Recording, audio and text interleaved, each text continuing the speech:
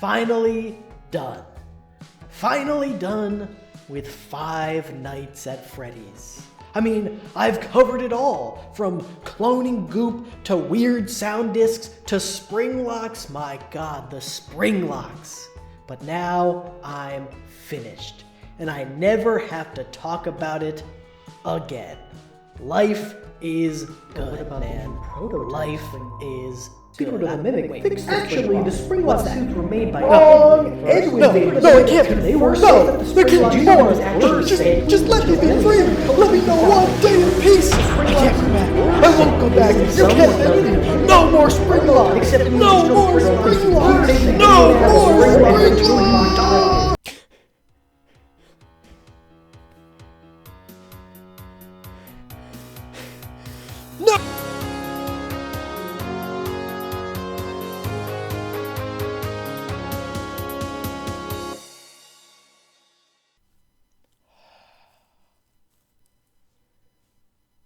I used to have a normal life. You know, I had a regular job. I did real work. I didn't have to talk about all of this Springlocks. I have made 4, count them, 4 full videos about them. I've had to mention them in God knows how many more, and apparently they're back because I can't know just one day of peace.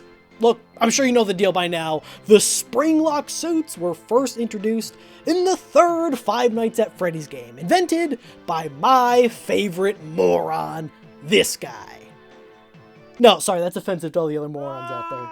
They're supposed to be animatronics that you can wear like a mascot costume, but he made them in literally the worst way I can possibly think of and ended up killing a whole bunch of people, including himself.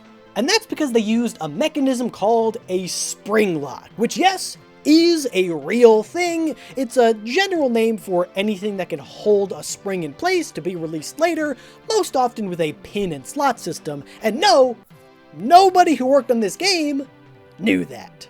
Now, I thought that I had covered literally every bit of ground that I could with these things. I mean, I'm not sure if you guys noticed, I was really scraping the bottom of the barrel there for a while. But apparently, the newest game, Secret of the Mimic, has revealed the super secret origins of the Springlock Suits. I thought we already knew the origins of the suits. They were built by William and Henry for the first restaurant, but no, I'm sure this was the plan all along. Because apparently, William Afton and Henry Emily didn't design the original Springlock Suits themselves like we all thought. That was done by a man named Edwin Murray, who worked as a contractor for William and Henry. Edwin made the original prototypes. William and Henry didn't like them and changed a whole bunch of things, and then, well, you know the rest.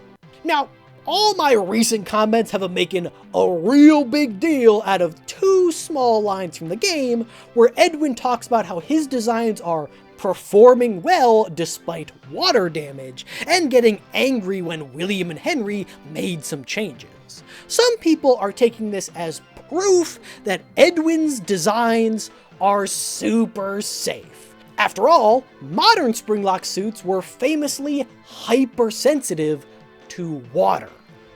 Which, sidebar, doesn't make any sense. Like, there is no Springlock design that relies on friction, so it shouldn't matter if they get wet, unless they literally, like, rust and snap. A regular Springlock should be able to function underwater, so I don't know how William and Henry even messed that up in the first place. But that's not the point. According to this game, or at least the fan interpretation, Edwin's original designs for the Springlock Suits were completely safe until William and Henry started cutting costs. After all, we do see and use 5 prototype suits in the game, and not once does one of them go off and turn you into an Arnold kebab. But I mean, come on, FNAF? Safe? No, I'll be the judge of that. First, let's look at the differences between Edwin's design and William's. As I've gone into greater detail in other videos, William's Springlock Suits featured a mascot costume fitted over a mechanized endoskeleton to drive its movements. When you want to get in it, you can use the spring locks to pull the endoskeleton apart and hold it outside, creating an empty cavity for you to climb in and pray that those springs don't break and shove all those parts back into your skeleton. But none of that matters because Edwin's suits work completely differently. We actually get a closer look at these prototype suits than we ever did with the originals, and they are intense. Fully articulated limbs and fingers, complete freedom of movement, a pneumatic air cannon that seems a little unnecessary, to be honest. I mean, what are you gonna do? Snipe a kid in the audience? Aside from the objectively awkward method of entry, I mean, come on, climbing in backwards through the middle, these things are pretty solid. And most importantly, nobody gets crushed to death. Kind of weird that that's the bar here. Immediately upon entering the first suit, you'll notice one major difference. They are completely hollow. As opposed to William and Henry's design, which used a segmented endoskeleton, these use an exoskeleton. The outer costume itself provides both the structure and the mechanisms for the animatronic, leaving the middle free for a performer to hop in. Right out the gate, this seems like a better solution. Not only is it potentially simpler, if only for the fact that you don't have to worry about pulling apart your support structure, it's also safer. Because again, I want to stress this, you don't have to worry about being killed by it. It's a pretty important step here. So the question now becomes, is this new prototype design realistic? And why did William and Henry choose to change it? Well, for starters, mechanized exoskeletons are a very real thing, but they look a little different from what we see in the games. Rather than a hulking suit that fully encases the wearer, they tend to be a lot more form-fitting, consisting of simple motors and braces around a few key joints. They use sensors to detect and predict your movements, and then activate motors to aid in said movements. They're pretty rare, the technology is still being developed, but they have started being used to aid people who have to lift heavy objects repeatedly, the motors carrying some or all of the weight to reduce stress and fatigue, or in the medical field to help restore mobility to paraplegics and aid in rehabilitation. Think less Iron Man suit and more Rhodey's robot legs. So, there you go. Just grab one of these exoskeletons, slap a pirate dog or alligator over top, add in the weird ribs from the movies for no real reason, and you're good to go, right? Well, as always, it's not quite so simple. For starters, these exoskeletons are not self-supporting. They're generally only made to cover 2, maybe 4 joints, and they do not work autonomously. Still, they are a good jumping off point, and you can see how with enough work, you could turn something like this into what we see in the games. Now, granted, are there any examples or precedent for this sort of thing in real life? A fully enclosed, mechanized exoskeleton that a performer can operate fully from within with full range of movement down to articulating fingers? Yeah. Yes? Richard, does that say yes? Do I get to talk about a real, actual cool piece of technology for once? Oh my god, yeah, alright. Not only do fully enclosed exoskeletons actually exist, not only can they possess a similar range of motion to what we see in the game, not only all that, but it is also used primarily in real-life mechanized mascot costumes made by a little company called Disney. Back in 2021, Walt Disney Imagineering unveiled the first prototype for what they called Project EXO, designed to support larger mascot characters in their parks like the Incredible Hulk, or I'm guessing this is supposed to be like, what, the Wampa from Star Wars? Which, I mean, hell yeah, I want to meet that guy! In 2024, they filed for some patents, allowing us to get an idea of how they will eventually be built. And sure enough, they work pretty much exactly like a traditional exoskeleton, only scaled up. They have stilts to bring the wearer to the proper height, motors in the elbows and knees to aid in moving the heavier limbs, and even little grippers to move the fingers, sort of like those trash picker-upper things. Now, there are a couple of differences between the Project EXO suits that we've seen and the prototype Springlocks from the game. For starters, the FNAF suits don't need to be that big. They're only a bit larger than a typical human, which probably makes them a bit easier to make. The Project EXO suits seem to have a soft cloth exterior, more like a traditional mascot, while the FNAF ones have a metal exterior. This was likely done to provide extra support when there is no wearer inside, because unlike the Springlock suits, the Project EXO costumes have no autonomous mode. They are designed to always be worn.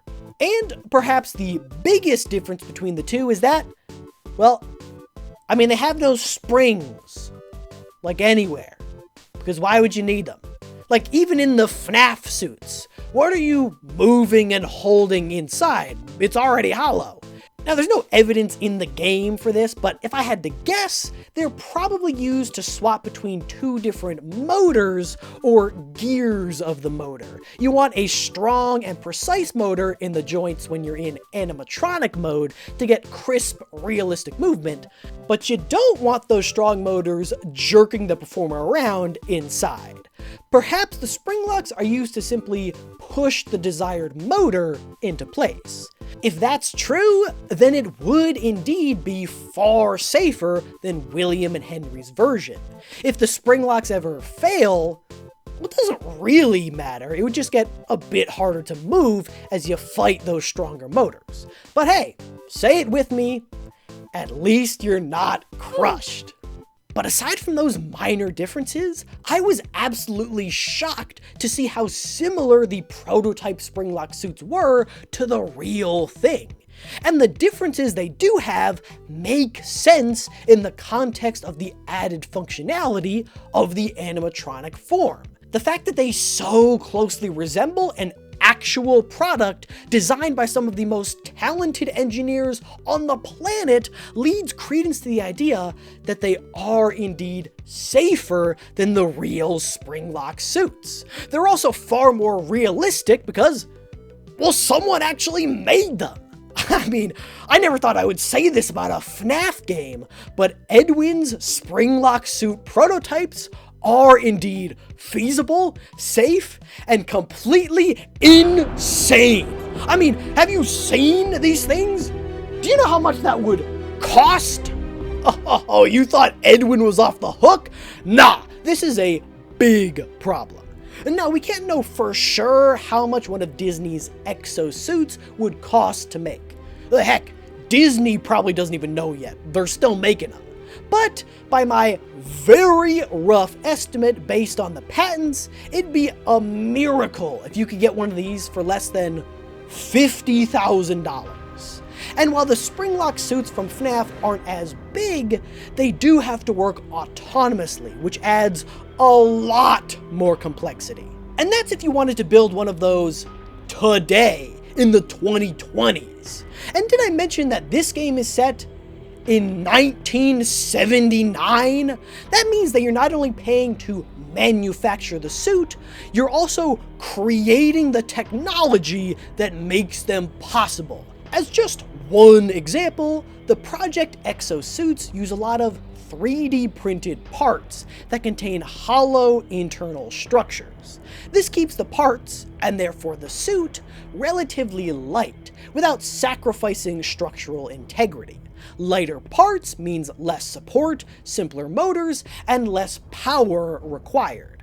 The technology to make these parts simply did not exist in the 70s and 80s, and inventing it back then would have been incredibly expensive, if not impossible.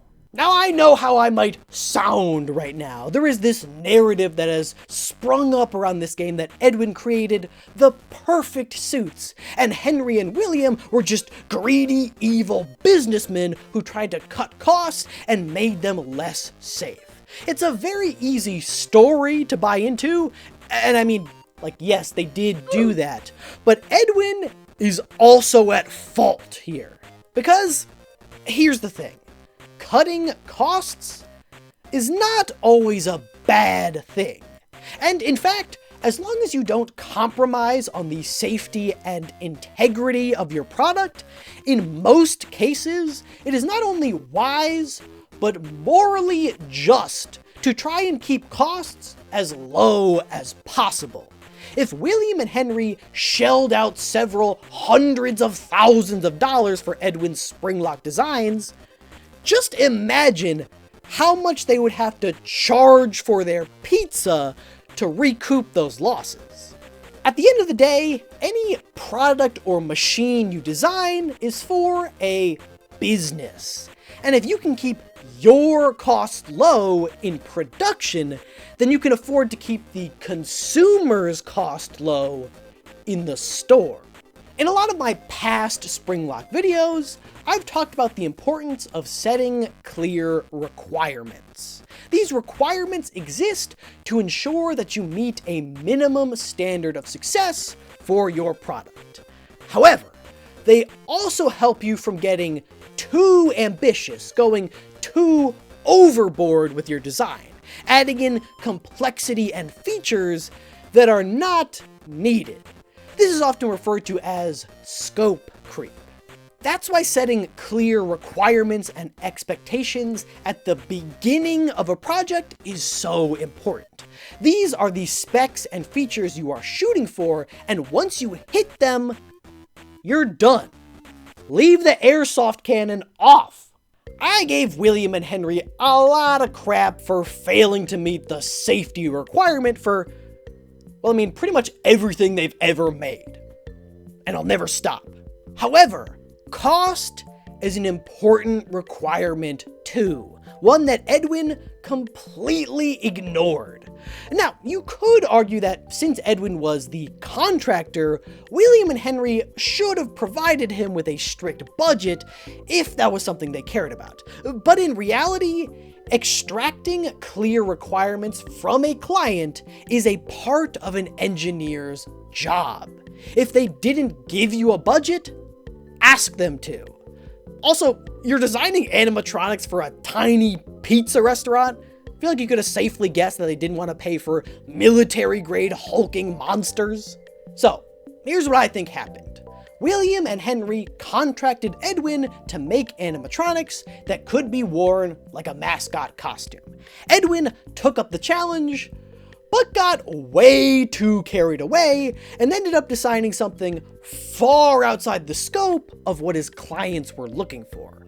William and Henry were rightly like, well, I mean, obviously we can't afford those, so Edwin, you're out. They tried to rework Edwin's designs that they had paid for into something a bit cheaper, utilizing a more traditional and easier to obtain endoskeleton, but didn't have the robotics expertise to understand his work.